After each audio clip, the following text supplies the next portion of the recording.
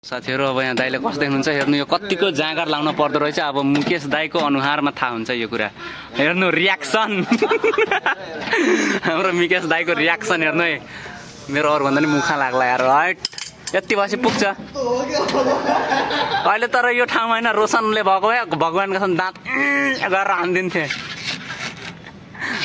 हरेक तरिकाले गरिदिन्छन् रोशनले। अझै झन् खतरा हुन त। मुकेश दाइको पावर अलि धेरै छ नि त। हेर्नु ज्यान हेरेर थाहा हुन्छ नि त। त्यो भएर हाम्रो मुकेश दाइको पावर देखेन के यहाँनिर।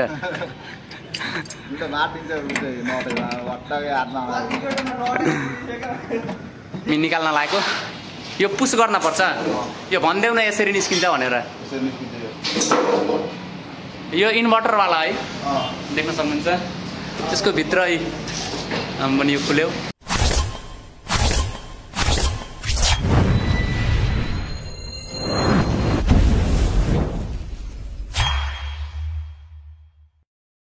Hello everyone guys, welcome to back my new blog video. Electrician Mahesh. I hope सबैजना सन्चै आरामै हुनुहुन्छ। म पनि एकदमै सन्चै आरामै छु। अहिले म चाहिँ फिलहाल चितवनमा छु है। आज हामी यो मन्टेश्वरी स्कुलनिर यहाँनिर भनौँ अब यो मन्टेश्वरीमा एउटा एसी जोड्न आएको थियौँ। एलजीको 1.5 टनको एसी चाहिँ जोडेर अब यहाँबाट जाँदैछौँ हामी। कहाँनिर भन्दाखेरि लाइन चोक यानि कि अब चितवन जाँदैछौँ है। सो अब म बाटोको हजुरलाई देखाइहाल्छु है म चितवनको। अनि त्यस पछाडि आज हामी के जाँदैछौँ हाल्न भनेपछि आज फेरि एसी हाल्न जाँदैछौँ। जुन म पार्ट 2 आउँछ भन्दै थिएँ नि हजुरलाई। म यदि भोलि आएछु भने पार्ट 2 हजुरलाई देखाउँछु। जस्ट केसेट बुझ्नु हो, केसेट एसी जुन सिलिङमा लगाइन्छ नि, सिलिङ केसेट एसी चाहिँ हामी आज इन्स्टलेसन अब हिजो लगभग गरिसकेका छौँ। अलिअलि काम बाँकी छ। अब म जान्छु अन द वे। अनि सबै कुराहरू हजुरलाई देखाउँछु, भन्छु। जे जति जानेको हुन्छ त्यो सबै सिकाउने कोसिस गर्छु, देखाउने कोसिस गर्छु, भन्ने कोसिस गर्छु र जस बुझाउने कोसिस गर्छु है। सो कन्टिन्यू भनिराख्नु होला। Still work.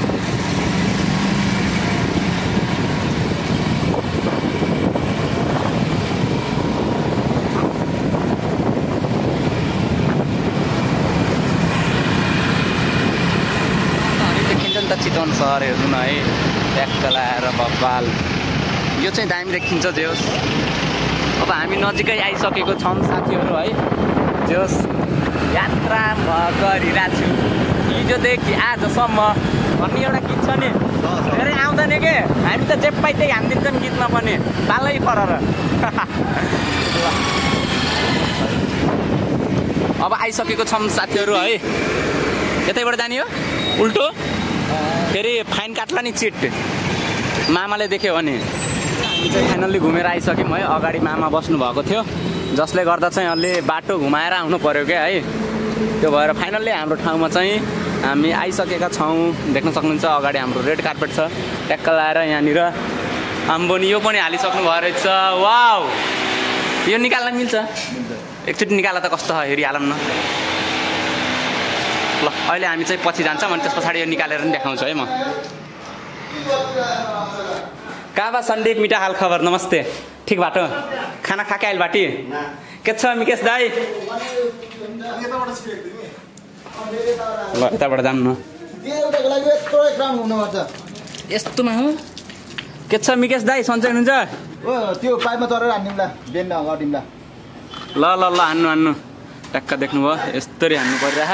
ट्याक्क यता खोला छ। ल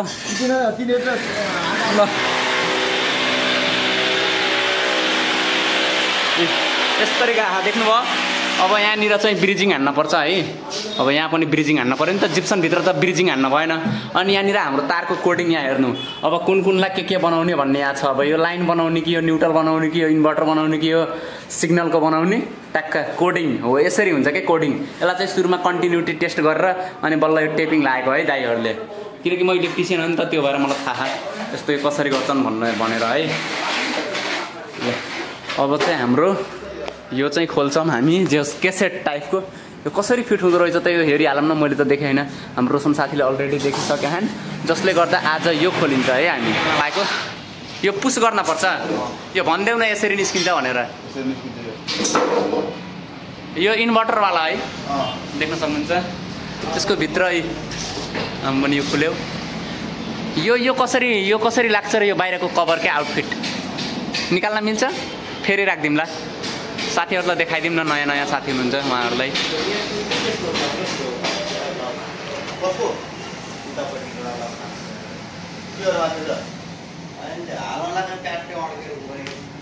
अड्किन्छ होला नि।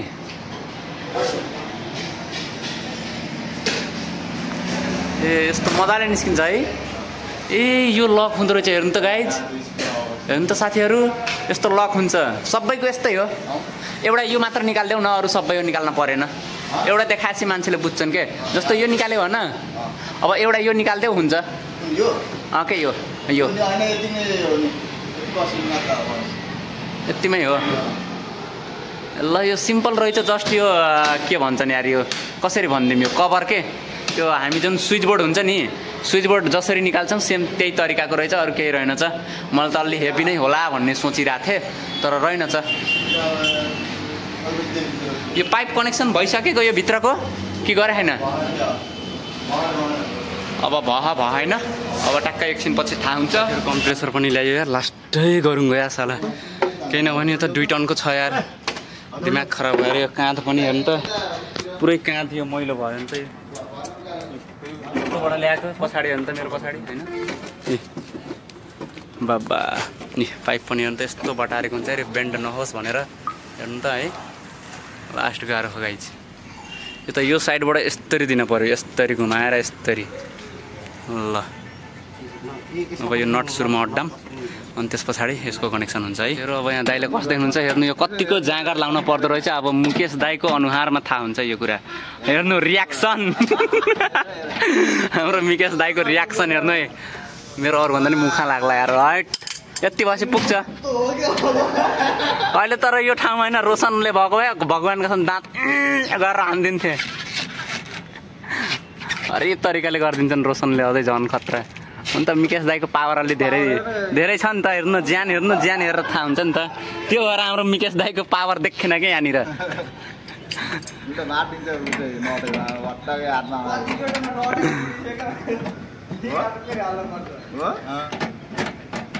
तर हजुरको फेसमा रियाक्सन आउँदो रहेनछ के दाइ, जसरी त्यो उनको रोशनको आउँछ नि फेसमा त्यसरी।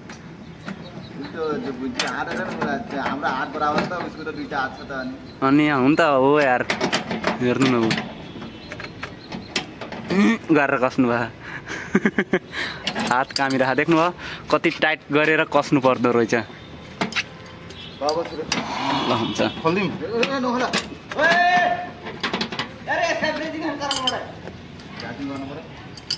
Vacuum bridging. अब यसको अझै प्रोसेस टन्नै छ। यो चाहिँ पार्ट 2 है साथीहरू है। देख्न सक्नुहुन्छ यसको चाहिँ है यो वायरिङ है, यो जुन अघि भनेको थिएँ नि मैले, सप्लाई इनपुट र टर्मिनल देख्नुभयो सेम यही हो, अरू केही पनि हुन्न, जस्ट सिम्पल छ है।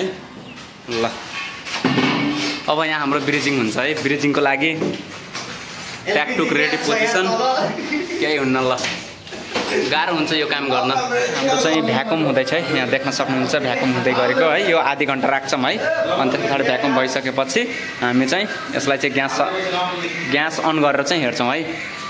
अहिले चाहिँ हाम्रो यहाँनिर भ्याकुम हुँदैछ, यहाँ देख्न सक्नुहुन्छ। यो चाहिँ हामी आधी घन्टा राखेर छोड्छौँ, किनकि हाम्रो पाइपलाइन एकदमै लामो छ, जसले गर्दा भ्याकुम गर्नै पर्छ। यदि हामीले भ्याकुम गरेनौँ भने मोइस्चर आउँछ, जसले गर्दाखेरि कुलिङ राम्रोसँग गर्दैन। त्यो भएर चाहिँ भ्याकुम चाहिँ गर्नै पर्छ है, भ्याकुम नगरिकन हुँदैन। त्यो भएर चाहिँ हामीले भ्याकुम गरेको छौँ है।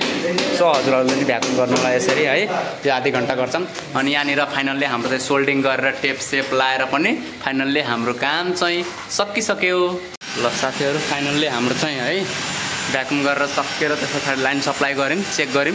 यसले चाहिँ जियोस् चल्यो कि नै भनेर एकदम मजाले चलिरहेको है। अब यसको ठ्याक्क है हावा पनि फालिसक्यो अरे मजाले है। यहाँ हाम्रो पङ्खा चाहिँ घुमेको देखिरह है, यहाँ देख्न सक्नुहुन्छ पङ्खा मजाले घुमिरहेछ, टक्क हावा फाल्यो। यसको चाहिँ स्विङ गरे यसको चाहिँ डिस्प्ले छैन, ए रहेछ यहाँ चाहिँ डिस्प्ले देखिरहेछ, देख्न सक्नुहुन्छ है। मजाले यो चल्यो। फाइनल्ली हाम्रो काम चाहिँ सक्सेस भयो, ग्यास स्यास लिक कहीँ पनि भएन। हाम्रो मुकेश दाइले गरेको यो आजको जोस मिसन कम्प्लिट भयो। जोस सिलिङ क्यासेट एसी चाहिँ हाम्रो मुकेश दाइले इन्स्टलेसन गरेको एकदम finishing one of the best छ। अनि नाप्ने यताउति जम्मै गर्नुभएको हेर्नु न, कति सिधा नाप्नु भयो यार, माया कसम। ल चिन्नुभयो, उहाँ चाहिँ हाम्रो चितवनवासी हुनुहुन्छ हाम्रो मुकेश दाइ।